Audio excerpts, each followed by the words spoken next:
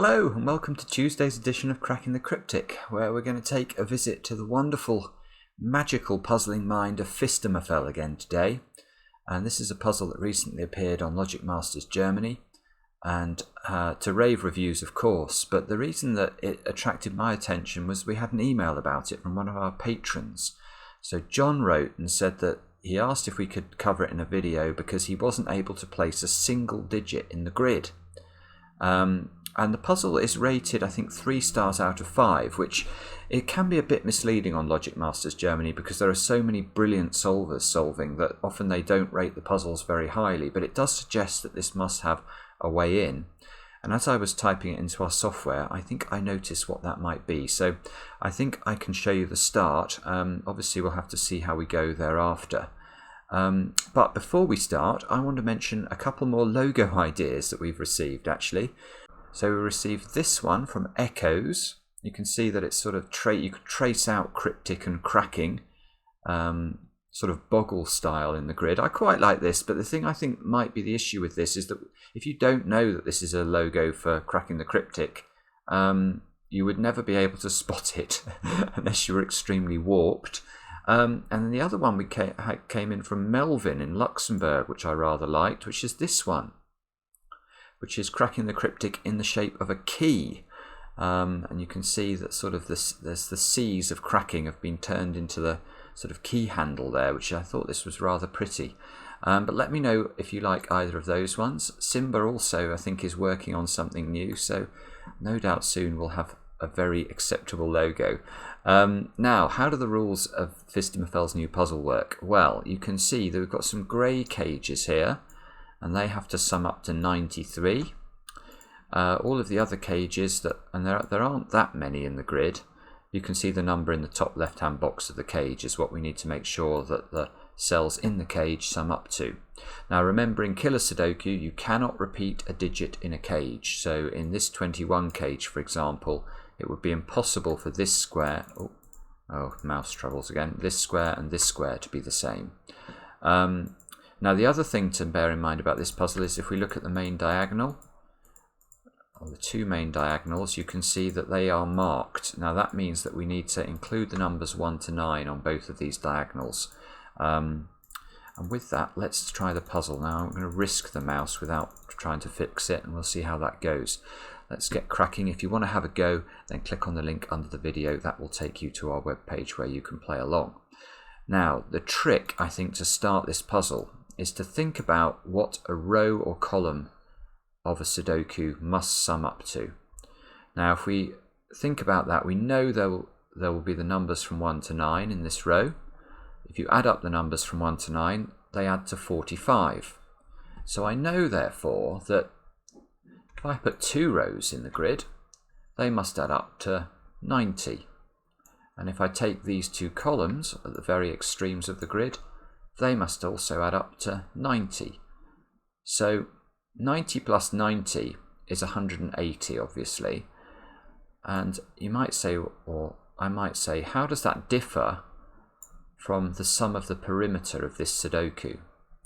Well, the way it differs is that in counting up these squares and then these squares, I've obviously counted the corner squares twice in that 180.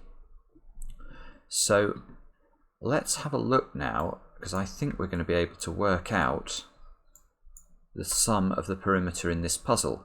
We've got 20 plus 21, that's 41, plus 19, that's 60, plus 17, that's 77, plus the grey cells of 93, that's 170. So that means that these 4 corner squares here must sum up to 180 minus 170. They must sum up to 10. Now, why is that important? Well, if we look at how Phistomefel has selected these values rather beautifully, the minimum value this could have is 4. If we make it less than 4, the 21 cage can never be filled. So if we put 4 in there as the minimum value it could have, the minimum value for this square would be a 3, in order to just allow us to make 17 from these 2 squares. The minimum value of this square, that's going to be 2, again in order to give us an 8 and a 9 possibility here. 4 plus 3 plus 2 is already 9. We know we need 10, so that must be the 1. And we get immediate 4 digits in the grid. Beautiful, beautiful start to the puzzle. And John, don't worry about not spotting that. The only reason I spotted it quickly is I've seen tricks like this before, and practice makes perfect when it comes to Sudoku, or at least it helps. Now, what we can do now, therefore, is actually all of those squares have got to be 8s and 9s, so let's put that in. This mouse is going to bug me, I think. These two have got to be 7 and 9 to make the total for this box 17. And let's see what we can do now. Right, well, we can use the 9s, look. So one trick to think about with diagonal Sudoku is not actually what's on the diagonal, it's what's not on the diagonal. And if we look at each of the 4 boxes in the corners of the grid, we've got 9s in every single one of these boxes, and all of these 9s are not on the diagonal. So we need to put, where are we going to put the 9s on this diagonal? They're going to have to be in one of those 3 squares. Where are we going to put the 9s on this diagonal? It's got to be in one of these 3 squares. Now the only square that sees both diagonals obviously is the centre square, so that centre square must be a 9. Now, well, we can also, actually the 8s are locked off the diagonal on this diagonal, so there must be an 8. I'm going to just fix the mouse, one sec. Okay, that's better now. So these 2 squares have got to be 8. And right, well, we can use the 8s and the 9s a bit more, not necessarily on the diagonals, but we know there's 8s and 9s in those squares. So in column 8 and column 9, we've got the 8s and the 9s in 2 different boxes. So where can the 8s and 9s go in column 7? Look, it's going to have to be in one of those squares. So those squares must be 8 and 9. And the same thing's going on at the top of the grid. Again, where can we put 8s and 9s in row 3? They're going to have to be in those squares. Actually, that is useful because that's in a 20 cage. So it's 4-cell 20 cage. If 2 of the cells contain 8 and 9, the other 2 cells must contain 1 and 2. So that's a 1 and a 2. And these squares, oh, actually it's a 1 because there's a 2 on the diagonal. So that's a 1. So these 3 must be 2, 8 and 9.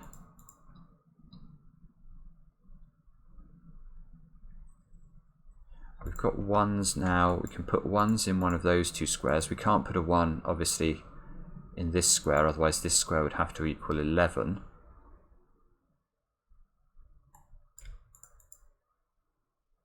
And can we do anything more?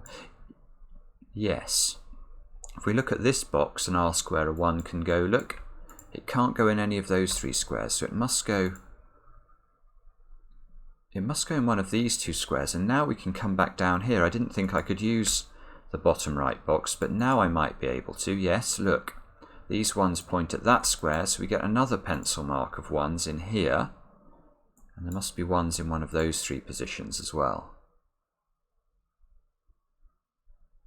Now, can we go any further than that?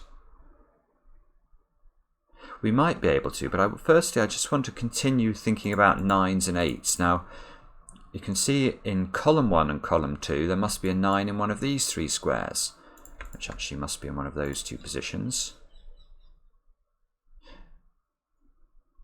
And the same at the bottom, rows 8 and 9, we've got the 9s, so the 9 must go in the 18 cage there. Can't go there. So we've got, can't go here, obviously that squares can't be a 9.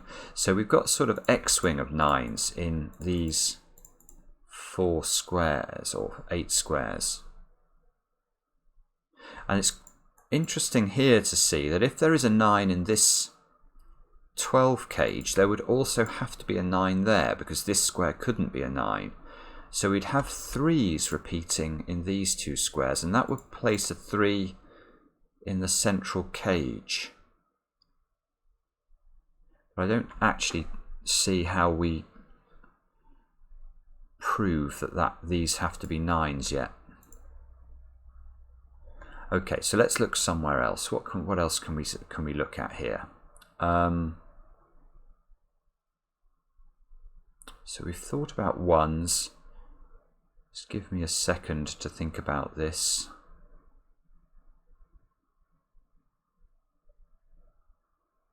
Ah, 8s, look. 8s. Now, we've worked out there's a 9 in this 18 cage. Now, there definitely, therefore, can't be an 8 in there as well. Otherwise, we'd have an 8 and a 9, that's 17. And we'd have to have 2 more cells filled with sort of half each or something, and that's not going to work. So there is no 8 in these squares. Now that means the 8 in this box is in one of these positions. And look, the 8 in box 9 is also in row 8 and row 9. So the 8 must be in one of these squares.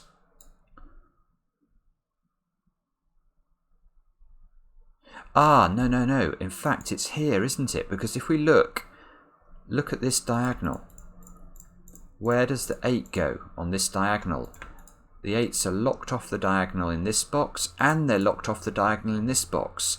So the 8 must go there. We've worked out it was in one of those 3 squares. We've also now worked out it's on this diagonal, so it must be here. It's the only valid spot for the 8.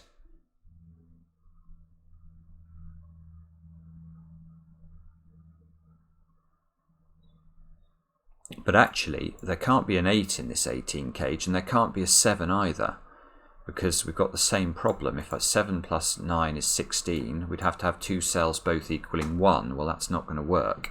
So the 7s are also locked into row 8 and row 9.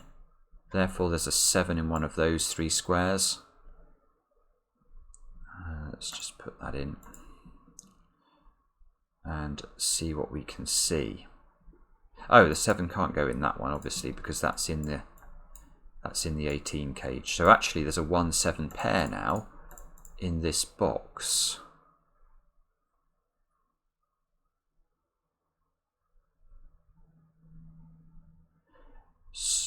So, what do we do with that? Remember, with Phistomefel's puzzles, they tend to be extremely narrow in terms of the solving path. I.e., if we don't pick up, the correct intended next logical step, we could be here for a while. Ah, yeah, okay. This square is important because let's look at this diagonal. We've already got placed 1, 2, 3 and 9, and we know that 8 is in one of those 2 squares. So this square can only be 4, 5 or 6. It can't be 7 because we've worked out the 7's in one of those 2 positions. Now, how do we fill this 18 cage now? Because if this cell is a 5 or a 6, then we need a 1 in the 18 cage, and we can't have 1.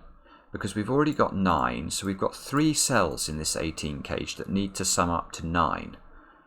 So if I use 6, the other 2 digits would be 1 and 2, not allowed. If I use 5, the other 2 digits would be 1 and 3, not allowed. This square is a 4. And these 3 squares must be 2, 3 and 9, therefore. So these 2 squares are 5 and 6.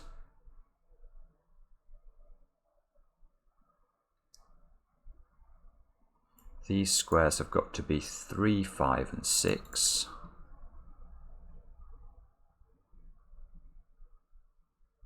And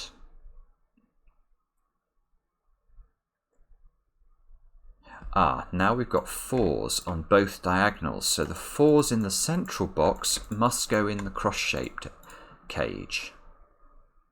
And in fact, we've got the same with the 1s. There must be a 1 in the cross-shaped cage. So we've now got 14 already in the cross shape. We need 23 altogether, so the other 2 cells have got to sum up to 9. So they're either going to be 2 and 7 or 3 and 6.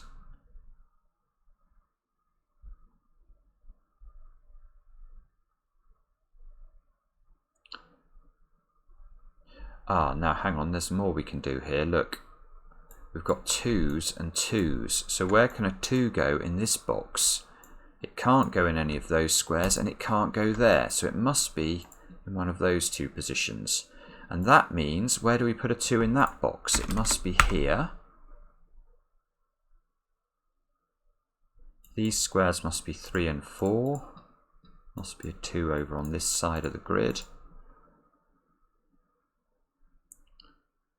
And now we've got 2s on the main diagonals as well. So again, we can't put 2s in any of those positions. So the central cross now is forced to be 1, 2, 4 and 7. That is beautiful. 1, 2, 4 and 7.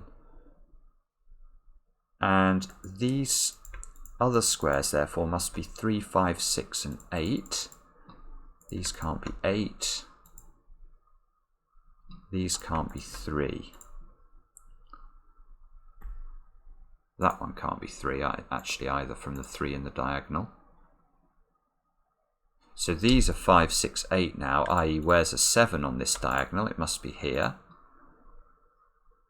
And now where is a 7 on the other diagonal? Well, it can't be here anymore, so it must be there.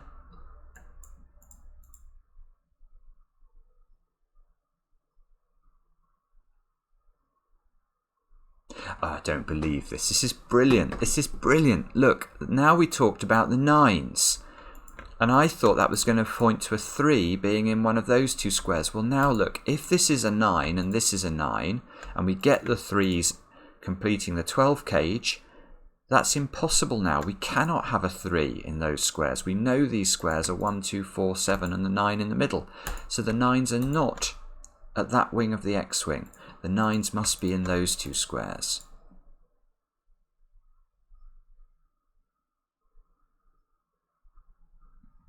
I actually thought that might be a bit more useful, but...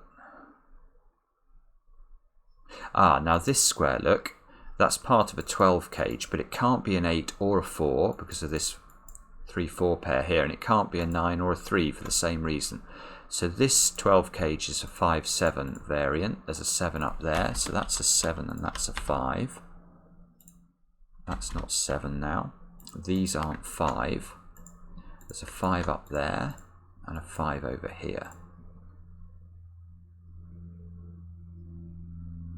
7 here, I should have spotted that before, gives me a 7, 9 here, and that's going to help with the whole of the perimeter. Oh my goodness.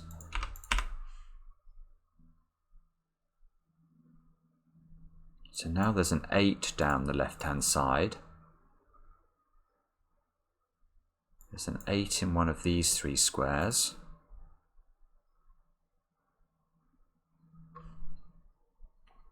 The 5 here sees the 5 and the 6 there. That resolves that like that. These force a 5 into those two squares where they meet a 2 pencil mark. So actually these two squares must be a 2-5 pair now. That means this square's a 6 to complete the column. These squares have got to be 4 and 6 in some order, and there's a 6 there. So this is a 6, this is a 4. And that means that we can put the 4 into one of these 3 squares. So these 3 squares are 2, 4 and 8 in some order. These squares are 1 and 3 in some order. And we've got 6, 4, 2, 8, 9. So these squares here have got to be 3 and 5.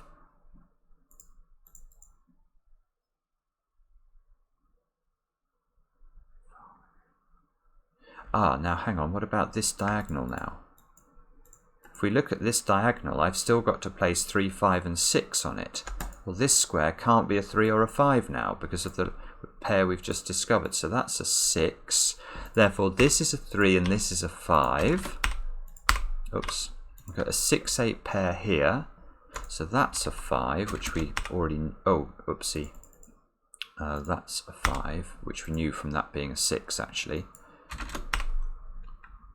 That gives us a 3, 6 pair down there. These are not 5 anymore.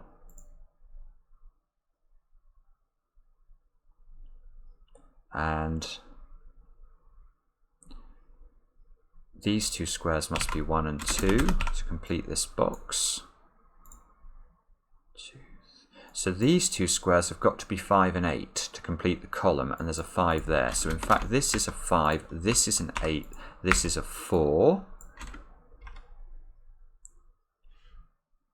So this is not 4, this is not 4. This 8 resolves to 6, 8 in the middle.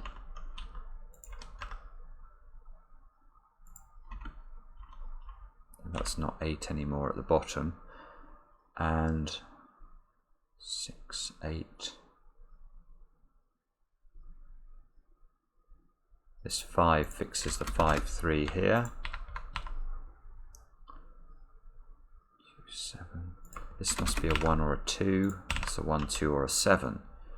And I think we're on the right track here. We've got both diagonals done.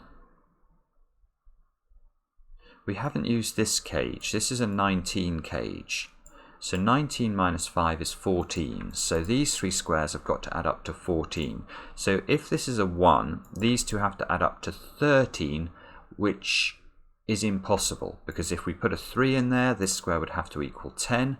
If we put a 6 in there, this square has to equal a 7. And there's a 7 over there. So this is not 1. This is 7. That's 1. This is not 7, therefore. So now we've got 12 in the 19 cage. These two have got to equal 7. And so this could be a 1 or a 4. How do we tell which is which? Where are the 4s in the grid? Ah, there you go, that 4, this 4. Now this is all part of the same cage. So this 4 rules out a 4 from those two squares. This is a 4, that's a 1, this is a 6, that's a 3, that's a 3, that's a 4. Now there must be a 4 in one of these two squares, look. So this is a 4, 8 pair. Let's get rid of the 8 pencil mark, there we go. And now these are 5, 6 and 7 in some order. This can't be 5, this can't be 6. 2. This must be 3, 6, 7. You can see the 6 is there, so that's a 6. These are 3, 7 in some order. The 8 here fixes that this is a 2. That's not a 2. The 8, yeah, so now we can resolve all of this on that side as well.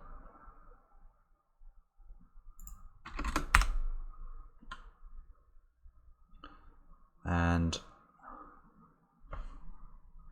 sorry if you guys are seeing the next step ahead of me. It's often the case when you're live solving is that you don't see the wood for the trees. Yeah, we haven't used this 21 cage yet. So we've got 11 here. These three squares have got to sum up to 10.